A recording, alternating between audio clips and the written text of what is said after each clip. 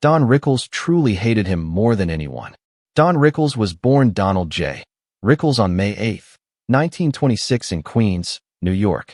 Emerged from humble beginnings to become one of the most legendary comedians and actors of the 20th century. Growing up in the Jackson Heights neighborhood, Rickles was raised in a Jewish family and developed a sharp wit and quick tongue at an early age, traits that would later define his career. His father, Max Rickles, was an insurance agent, and his mother was a housewife who doted on him and recognized his talent for humor even as a child. After graduating from high school, Rickles briefly attended the American Academy of Dramatic Arts, initially intending to pursue a serious acting career. His dream was to become a dramatic actor on Broadway or in Hollywood, but his naturally fast-paced humor and sharp observational skills slowly steered him toward a different path, the world of stand-up comedy. Following his service in the U.S. Navy during World War II, where he served as a seaman aboard the USS Cyrene in the Pacific Theater, Rickles returned home with a renewed sense of purpose. Like many veterans of his generation, he struggled at first to find his footing, but his natural charm and charisma drew him toward entertaining. By the early 1950s, he began appearing in nightclubs, initially as a struggling actor who would use comedy as filler material between lines. When he realized audiences responded better to his quick insults than to his serious attempts at drama, Rickles leaned fully into comedy. This decision would forever change his life and leave an indelible mark on the world of entertainment. Rickles soon carved out a unique niche for himself in the comedy world. Unlike most stand-up comedians of the time who relied on telling structured jokes or humorous anecdotes, Rickles pioneered an entirely new approach, insult comedy.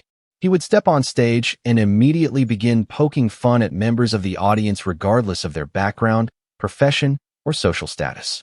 His sharp tongue spared no one from Hollywood celebrities to everyday fans, and he developed a reputation as the man who could roast anyone yet still be loved for it. His nickname, Mr. Warmth, was an affectionate irony capturing the fact that while his words were biting, they were always delivered with good-natured humor and underlying affection. A pivotal moment in Rickles' early career came when Frank Sinatra, one of the biggest stars in the world, attended one of his shows in Miami. Instead of treating Sinatra with deference, as most performers would, Rickles boldly insulted him from the stage, joking about his power and influence. Rather than taking offense, Sinatra was charmed and became one of Rickles' greatest supporters, introducing him to other celebrities and cementing his place in the Hollywood elite. This friendship not only elevated Rickles' career, but also showcased his courage and confidence, qualities that made his comedy irresistible. Soon, Rickles was a regular on The Tonight Show starring Johnny Carson and variety programs like the Dean Martin Celebrity Roasts, where his lightning-fast insults became the highlight of the evening. Although stand-up comedy was the foundation of his career, Rickles was also a versatile actor.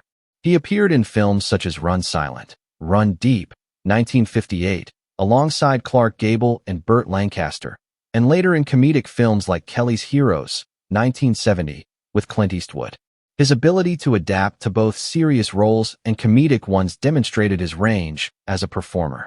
In the 1970s, he starred in his own television sitcom CPO Sharkey, where his sarcastic humor and biting remarks were channeled into the role of a U.S. Navy Chief Petty Officer.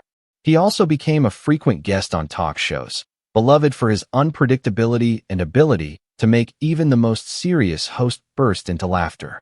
Rickles' career experienced a revival in the 1990s and 2000s, thanks in part to his role as the voice of Mr. Potato Head in Pixar's groundbreaking Toy Story franchise. A whole new generation of fans came to know him through his work in animated films, where his trademark sarcasm was perfectly captured in the character. He also continued touring well into his 80s, performing in Las Vegas, Atlantic City, and across the United States, drawing audiences who adored his unapologetically old-school style of comedy. Unlike many performers of his era, Rickles never changed his act to suit modern sensibilities. Instead, he trusted that his audiences understood his humor came from a place of love rather than malice.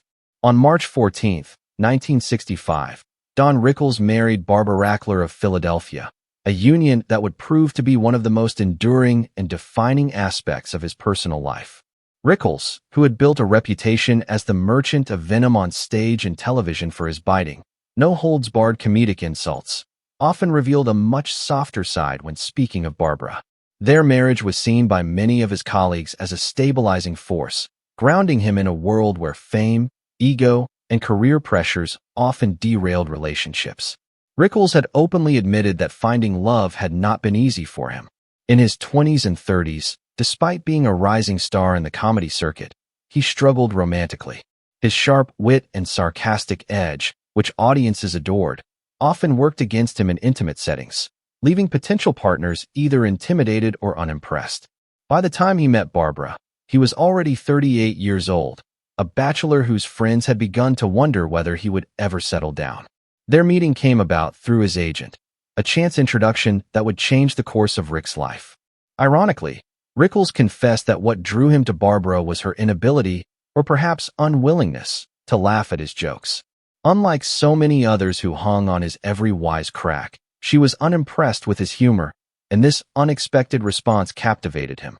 To Rickles, Barbara's grounded nature and quiet strength stood in stark contrast to the superficiality of show business, making her the perfect partner for a man whose life was otherwise dominated by the chaos of entertainment.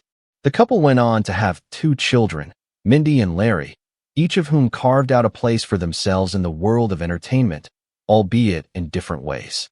Mindy Rickles pursued acting, following in her father's footsteps in front of the camera, though with her own distinct path and style. Larry Rickles, meanwhile, found his calling behind the scenes as a producer. Tragically, Larry's life was cut short when he died of pneumonia at the age of 41. A devastating loss for the Rickles family. Don and Barbara, who had always been devoted parents, were deeply shaken by his passing. For a man who spent his life making others laugh, the pain of losing a son remained one of Rickles's most profound sorrows, a reminder of the fragility of life, even amidst fame and success. Despite the tragedies, the joys of family life remained central to Rickles's heart.